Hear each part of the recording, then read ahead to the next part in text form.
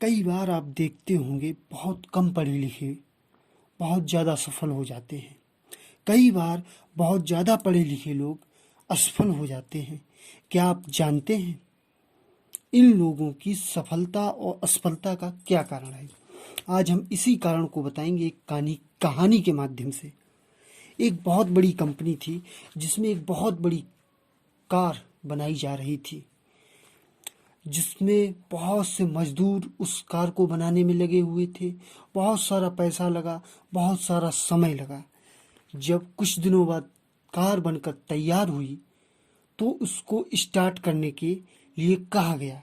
जब उसको स्टार्ट किया गया तो वो कार स्टार्ट नहीं हुई।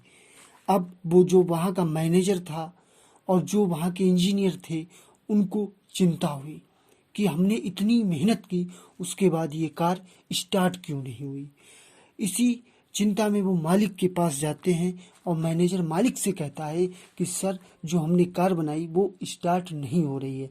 मालिक ने कहा कोई चिंता की बात नहीं, देश स्टेट के बेस्ट से बेस्ट इंजीनियरों को बुलाइए और अपनी कार को दिखाइए, जिससे पता चले वो क्यों नहीं स्टार्ट हो रही। मैनेजर ने ऐसा ही किया।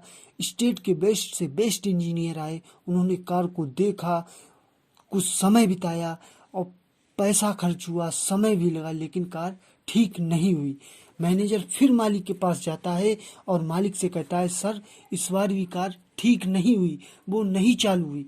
मालिक कहता है कोई चिंता की बात नहीं, देश के वेस्ट से वेस्ट इंजीनियर बुलाइए, उनको अपनी कार दिखाइए। मैनेजर ने ऐसा ही किया। मैनेजर देश के वेस्ट से वेस्ट इंजीनियरों को बुलाता है और कार को दिखाता है, लेकिन कार फिर भी नहीं स्टार्ट हुई। ऐसा करते करते एक साल बीत गया, लेकिन कार नहीं स्टार्ट हुई। अब मैनेजर को चिंता हुई। वो फिर मालिक के पास जाता है और मालिक से कहता है सर, इस बार भी कार नहीं स्टार्ट हुई। मालिक कहता है अभी भी कोई चिंता की बात नहीं है।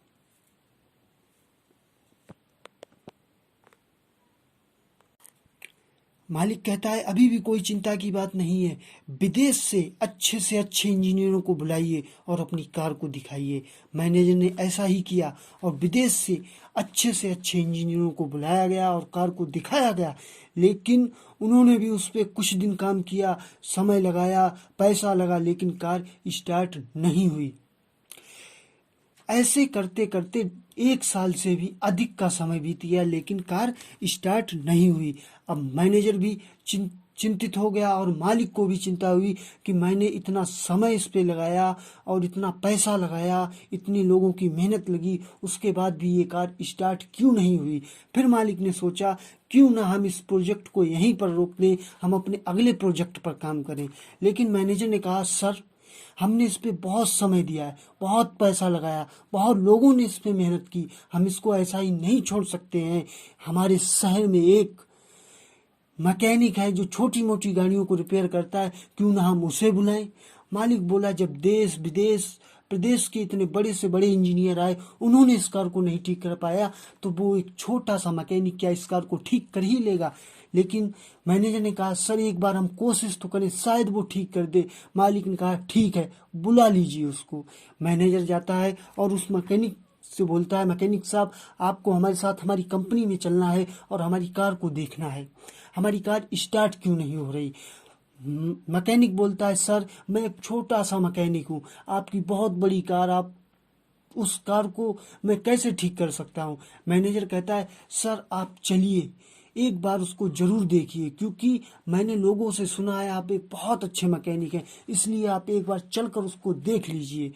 मैकेनिक कहता है ठीक है सर, मैं चलता हूँ। मैकेनिक मैनेजर के साथ जाता है और कार को जब वो देखता है तो 1 घंटे तक वो कार को देखता ही रहता है, क्योंकि उसने जीवन में इस ऐसी बड़ी और इतनी अच्छी कार अपने जीवन में उसने कभी नहीं देखी। फिर मैकेनिक 1-2 घंटे पूरी कार को घूम घूम कर देखता है, घूम घूम कर देखता है। फिर वो सोचता है कि इसमें क्या खराबी है। फिर वो 1-2 घंटे कार को घूम घूम कर देखता है।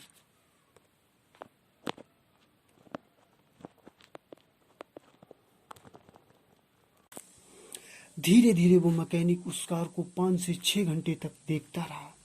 ये सब मैनेजर और मालिक भी देख रहे थे, वो सोच रहे थे ये क्या करना चाह रहा है। लेकिन कुछ समय के बाद वहां पर खड़े हुए लोग भी उसे देखने लगे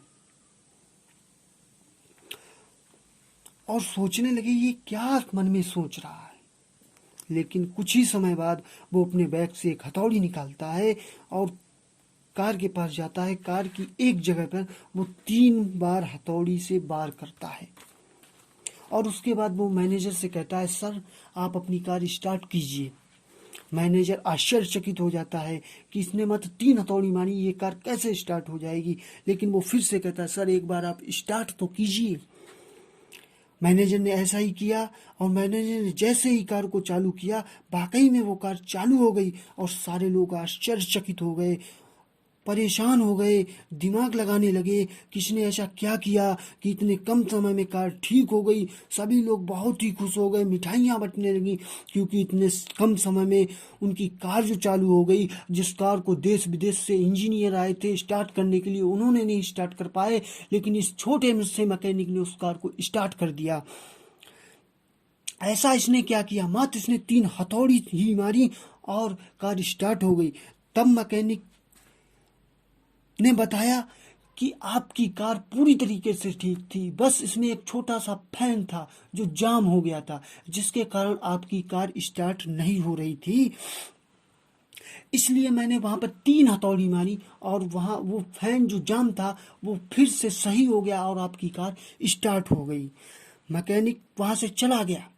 लेकिन तभी मालिक बोलता है, मैनेजर साहब आपने मैकेनिक को फीस तो दी नहीं, उसकी फीस पूछ कर आइए, उसकी कितनी फीस हुई। मैनेजर जाता है मैकेनिक से कहता है, सर अपना बिल तो बताइए, आपकी फीस कितनी हुई। मैकेनिक एक बिल बनाकर दे देता है।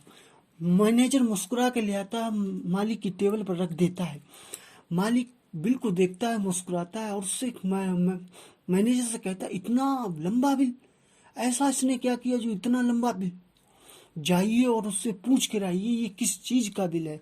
मैनेजर फिर से उस मैकेनिक के पास जाता है।